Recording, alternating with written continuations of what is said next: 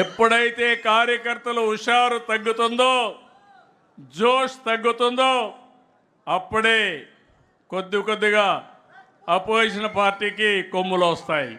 కార్యకర్తలు కానీ హుషారుగా ఉంటే తెలుగుదేశం పార్టీకి ఓటమే లేదు.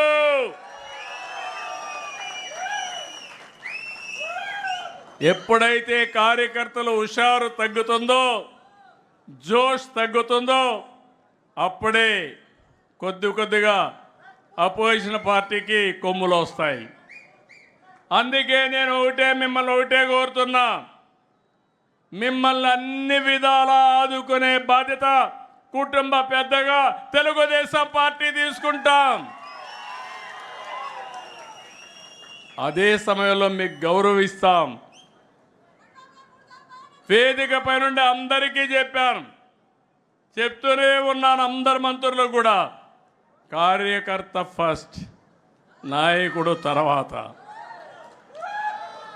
నాయకులు వస్తూ ఉంటారు, కానీ కార్యకర్తలు మాత్రం శాశ్వతంగా ఉంటారు. అదే సమయంలో కార్యకర్తలు ఆలోచించాల్సింది ఈరోజు, రేపు, ఎల్లుండి ఆలోచించండి. ఈరోజే ఆలోచించద్దండి. ఆ విషయంలో కూడా అందరం కూడా క్లారిటీ ఉండాల్సిన అవసరం ఉంది. సంక్షేమ కార్యక్రమాలు, అభివృద్ధి కార్యక్రమాలు అందరికీ చేస్తాం, కానీ